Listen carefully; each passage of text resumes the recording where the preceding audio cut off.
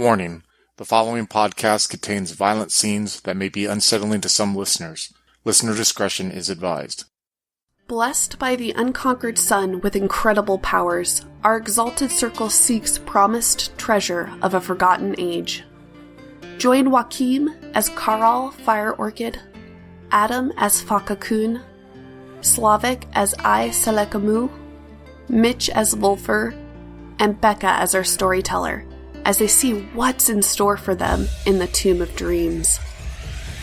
You can follow us on Twitter at twin_cities_VTM and Facebook at Twin Cities by Night to stay up to date with our podcast releases. There you'll also find an invite to join our Discord chat. We'd love to see you there. If you'd like to support us financially, you can do so on Patreon at Twin Cities by Night. Enjoy.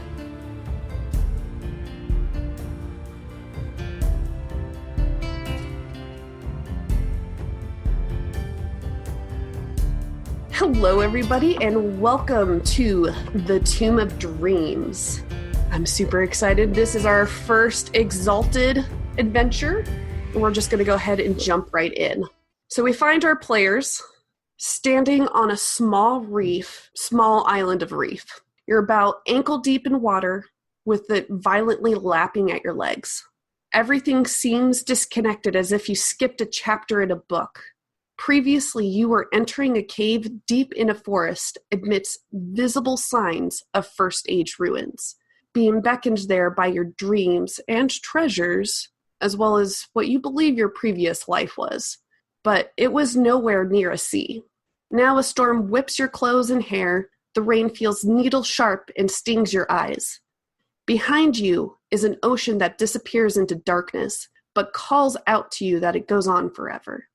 And beneath the surface close by, you can barely make out an undersea forest of crimson and violet weeds. Before you sits an island that almost zooms in as you focus in on it.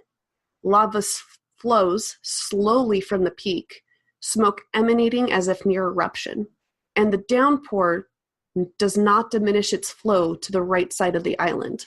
On the left side of the volcano is sheer cliffs that curve down into a tropical jungle, which is drenched in downpour and tossed by the wind.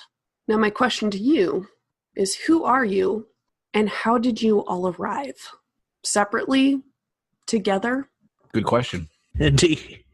Let's see. So I guess I'll start off first. So my character's name is Caral Fire Orchid, last name first. And so her Fire Orchid, she was the daughter of a dragon-blooded family who she never exalted herself into the dragon blood. So for her whole life, she was just immortal. She served in the army and then retired to a small village somewhere. She lived peacefully for a while, but then a bandit attack, and when she raised her arms to defend herself, she exalted into the Solar Exalted, which for the Dragonblood family would mean she is anathema to them. So, and she heard the voice of the unconquered sun, basically tell her, go out and do good and, make the world a better place than what you found it as. So I would say that she would leave her place, her home, to try and see if she can make the world a better place. And she eventually found herself drawn to this, cave in the forest all by herself, not knowing that there would be other, Exalteds joining her. My name is Seleamu. I spent my youth apprenticed to the Witch of the Windward Isle in the far west, learning the songs and prayers that kept the wild from dissolving the island into the sea. And when she died, I took up her role, walking the boundaries of the island and reminding the world of its existence. My dreams brought me to a remote settlement in danger, but I was too late, and as the tide drowned and dissolved the island, I was lost. Days later, I woke in a tiny boat adrift in the wild, and as I was sure that the hour of my death came, a voice told me not to die, and I exalted as a solar of the Twilight Caste. I returned to the witch's old place of power and studied her secret lore, and I tapped into the fundament of creation and felt its pulse. Then I left the Windward Isle and my wife and children to learn more about everything. I can go next. I'm playing Faka Kun. I'm of the Jala tribe. It's a tribe of hairless desert pygmies. We have a very peculiar look, chalk white skin, and large black spots. It makes my people very popular as slaves among the wealthy. I myself am a famous acrobat and thief. During my travels, I've just robbed mansions and treasure troves of the wealthy. I dislike the wealthy and how they treat slaves and people of lower standing. But during one of these robberies, as I was caught, I turned to my captors and I felt a light suffuse me. I was exalted as a solar of the night cast. I escaped pursuit and went to ground. I still want wealth beyond the dreams of avarice, but since my exaltation, my thoughts have turned to its purpose. I want resources to free my tribe. I just want to use my power for good. And I will be portraying Vulfur today. Not much is known about him previous to his exaltation. Not much is known about him in general. What is known is that he is a pit fighter, a bit of a brute, but he does not bully those weaker than him. He enjoys bringing down those who feel that they are above others and disillusioning them to that notion. Now, Fire Orchid came in on her own, but do any of you know each other? And did the rest of you come in as a group? Vulfur, being the braggart that he is, probably came in on his own as well. I was alone for most of his time of travels, but he sort of wished for companionship, so he might have actually followed one of the others, but he's a bit weird because he lived in a very isolated place. I think Faka probably would have tried to just tag along with any exalts she could find to try to just further her quest for resources and wealth and try to further the ways she can try to do good. So if she found any other exalted, or solar exalted, she would tag along. Okay. So it kind of sounds like maybe as you all were getting closer to this, what you thought was a cave in the east, you kind of started seeing each other, and then perhaps you all slowly entered this area together. Okay. But it sounds like you guys don't have a ton of experience with each other just yet. I would say that's accurate, yeah. Perfect. Definitely. You hear the shattering of ice faintly as you're looking around and studying these people here with you. And then your eyes get drawn to this rocky path that leads from your coral island, reef island, to the main island itself. And you see smoke starting to swirl around two glowing eyes. Hello? Eventually, it forms a smoky, large wolf standing before the four of you, and it sneers at all of you. Ready my harpoon. Leave this place. Vulfur grins. Make us. Perfect. All right, so we're going to go ahead and jump right into combat. I need you guys to roll wits plus Awareness. Thank you. Can we spend modes for this already? Yes, if we have you excellencies? can. If you have an excellency, it can go towards your initiative. All right, let me just dump that. I believe I got 2, 3, 4, 5 successes. Because 10 counts as 2 successes, right? Yes. 10s count as 2, and then because combat is special, we're going to, once you roll initiative, you add 3 to that number. I'm sorry, I was going to ask, the limit for an excellency is attribute plus ability? That is correct. So you can basically double your pool. Okay. I got an 11. Dang. With the plus 3 added. 4 here, if I did that right. You got 8, I think. And a total of 8 for Vulfur. All right, so Faka Kun, you are going to be leading us off. So what I want to do is I want to jump backwards and try to just throw my knife at the wolf. Yeah, so I want to do precision of the striking raptor. So for one mote, the dice pool of one of my withering attacks is calculated as if it were made from close range. So dexterity plus thrown plus 4. Okay. But like it'll be making that as if, but I'll be throwing it. But it'll just be as if, okay, perfect. Yeah, I understand. You're good. So Awesome. You'll spin the one mote. You jump backwards, which is a stunt. Go ahead and have a 1-point stunt for that, which means you add 2 more dice to your pool. Okay. And so that's going to be dexterity plus thrown plus 4. And as you jump back to throw your knife, the wolf will try to almost come incorporeal to try to just let it slide all the way through him. We'll see if that works. Or the target number is 4. Okay, 7, I think, because I re-rolled the, or do you re-roll the 10s or do they just count as 2? 10s always count as 2.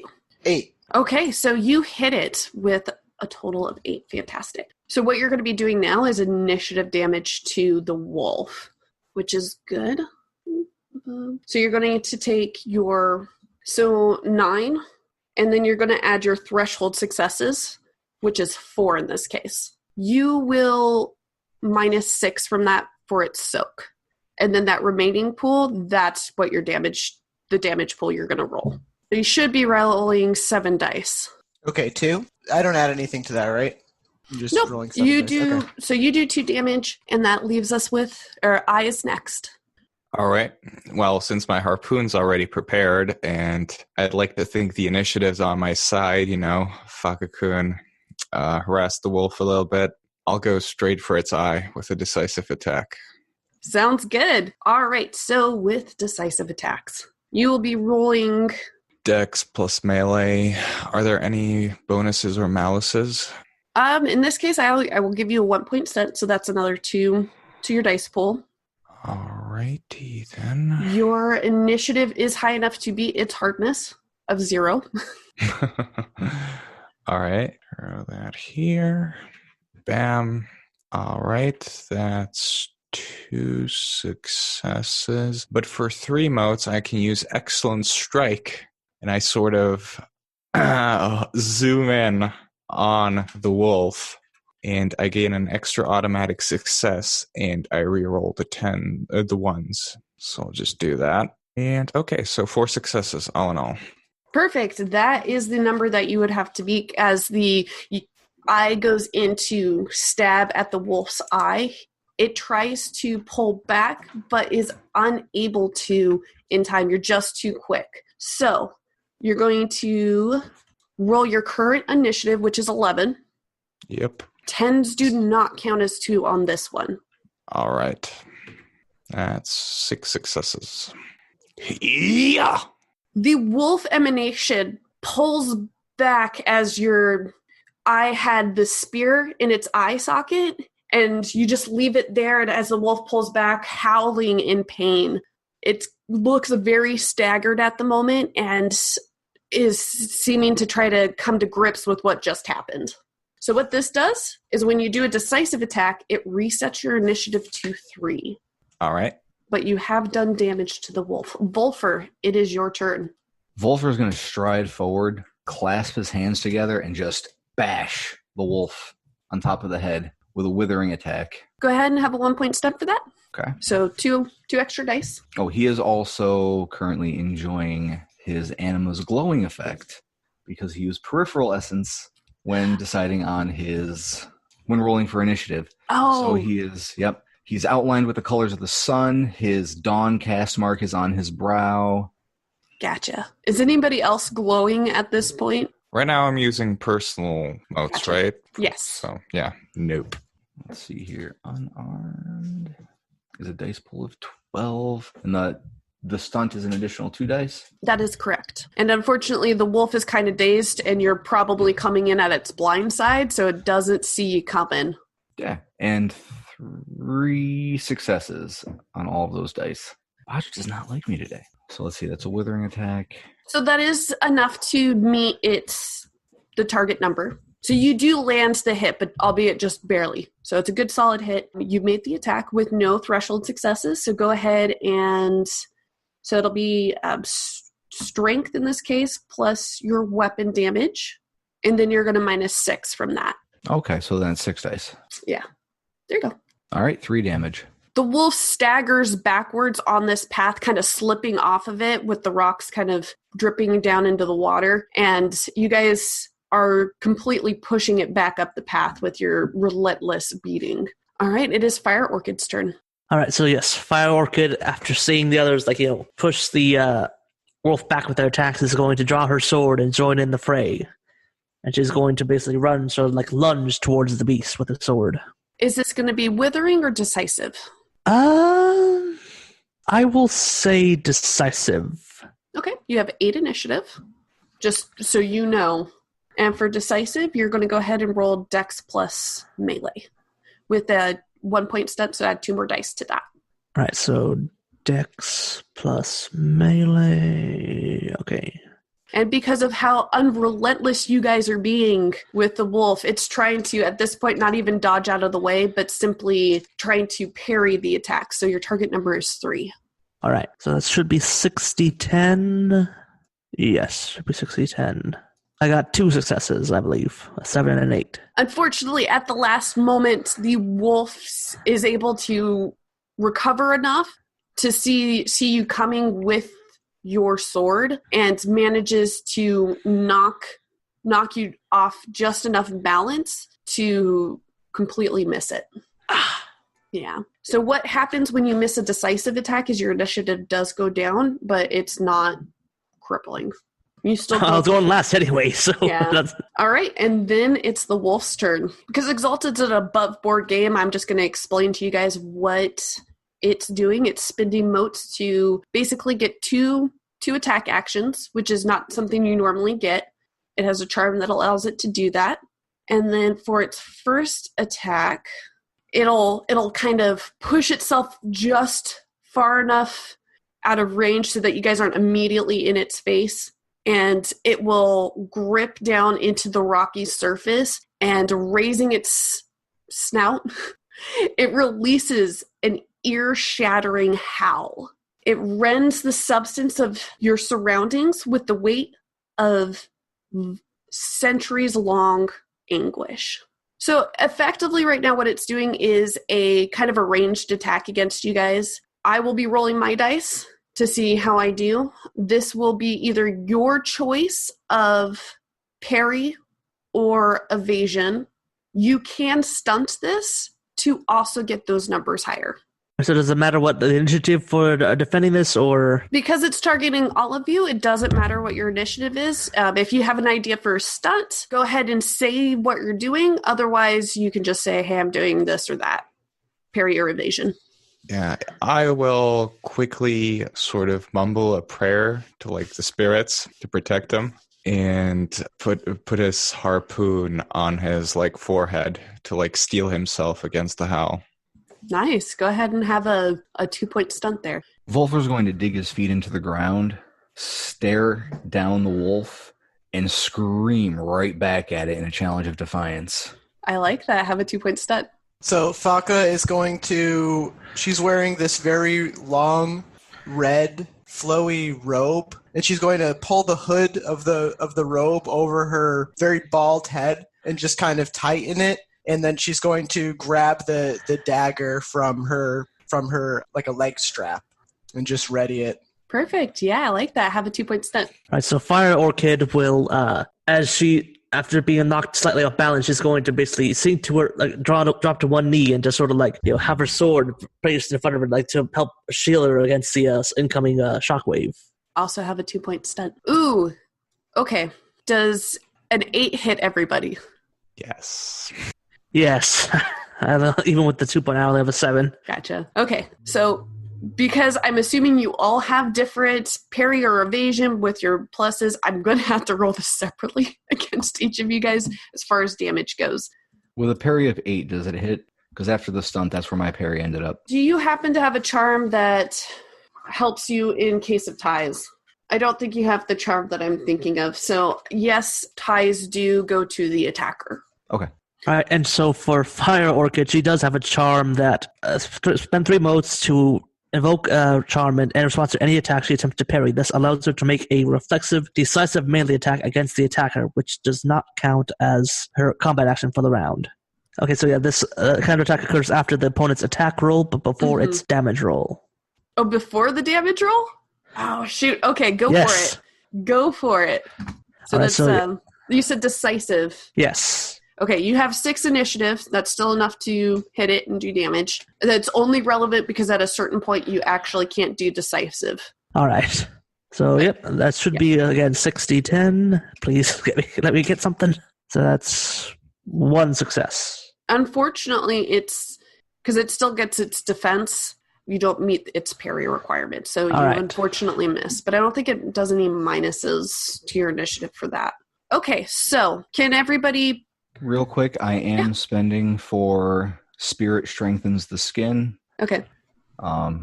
Spending 4 motes on that for 4 additional soak. Nice. Basically, everybody takes a little bit as your kind of knock off guard by this attack. But it's not like the most damage it did was 3. So you guys are doing in pretty good shape. That is the end of the round. Did I crash? Let's see. You're at 3. Oh, no, that is a good point. Yes, because once you reach 0, sorry, I forgot that you had yours. You're the third one. 1, 2.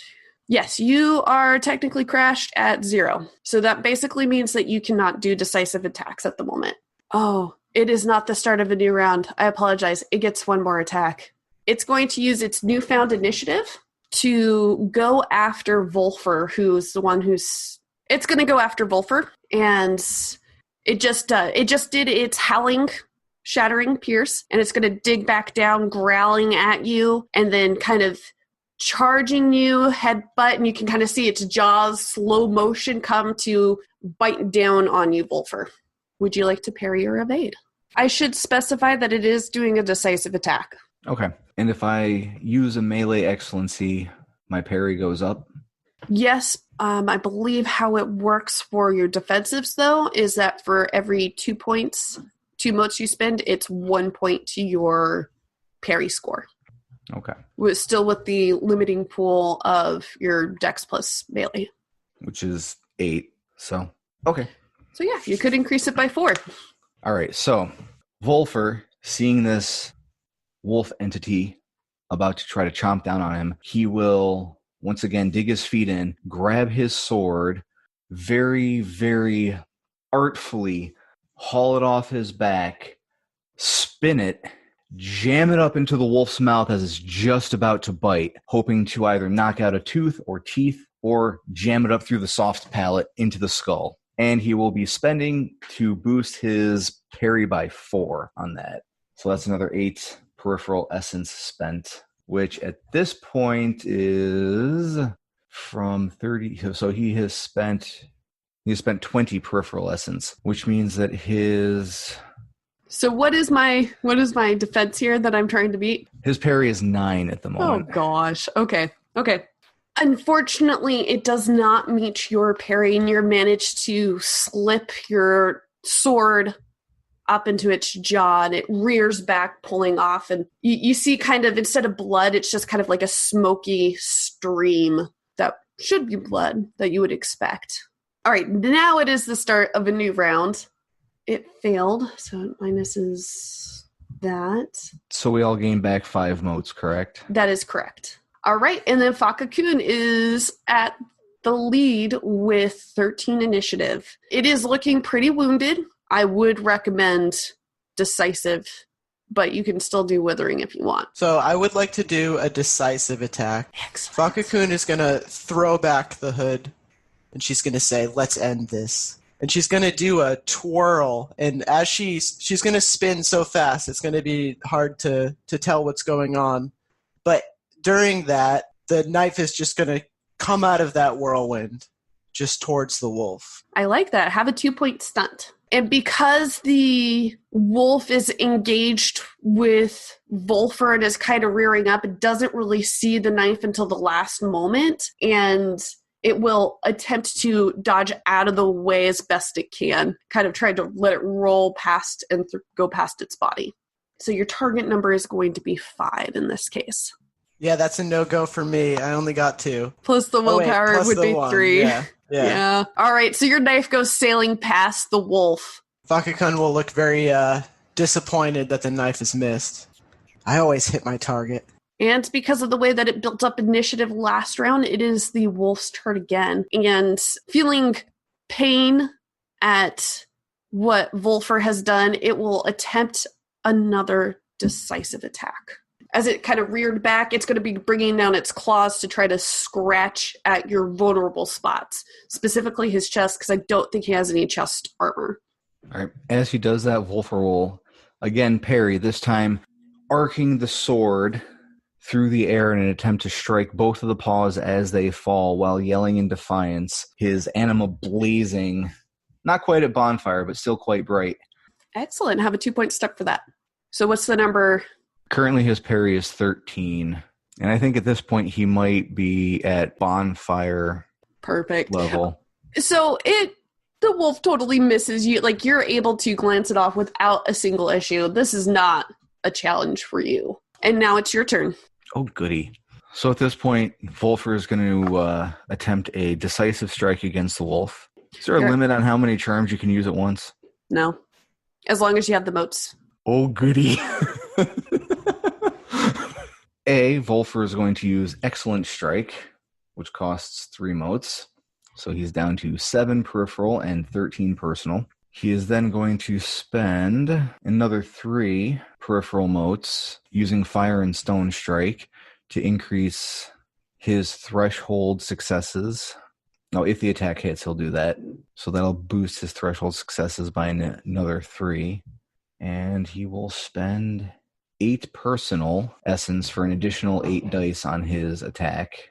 Okay, what is the wolf's current stance in relation to Vulfur? The wolf is right up in Vulfur's face as it had just brought down one of its claws that he effortlessly parried. All right, Vulfur's going to grin, and as his anima erupts further, he will first headbutt the wolf, and then following that, he will swing the sword up and underneath the wolf's head, trying to jam it through its throat up into its brain pan. I like it. 2-point stunt. So willpower point and 2 extra dice. Sweet. So I'll spend the willpower point, so that's an extra automatic success. So that's going to be 19 dice. So that's 9 successes, including the 2 automatics. Excellent. So that's a threshold of 5. You can carry 3 of those thresholds over to your damage with Fire and Brimstone. Okay. So you'll get to roll 11 plus those 3, and 10s do not count as 2. That would be 8 successes, and that's lethal damage, I believe. The wolf, as Vulfur makes that final contact and you just stay there for a moment, the wolf smokiness in the eyes slowly start to disappear as if it was just fully made out of smoke, which is interesting to you because you made contact with it. It was solid. As the smoke dissipates, Vulfur will look at the cloud as it rises and triumphantly roar. And then, I don't know, he'll scratch his groin or something. But now, all that lays in front of you and your group is a rocky path that connects you to a shore of coarse black volcanic sand broken by jagged basalt spires like teeth set into a lower jaw, angled backwards towards the island. The path is up and out of the water, so it gives you some protection from that. And you can see on either end of the beach, there are basalt cliffs that rise up into the jungle. Oh, hello again, folks. I'd like to tell you about the Facebook group we run called White Wolf and Onyx Path RPGs, Gameplay and Media. Have you ever wished you could have an easy way to find gameplay videos and podcasts, or just media in general that deals with your favorite White Wolf role-playing games? Or have you ever wished you could find a forum to share gameplay that you have recorded? One that won't be drowned out by random posts and discussions, so that your media could get the attention you deserve. The group is specifically run with the sole intent of it being a one-stop shop for people to view or share media involving the games we all love. we take thorough steps to ensure the page does not become cluttered and is easy to traverse. The group is already immense and continuing to rapidly grow, with new media being shared every day. Stop on by. We hope to see you there.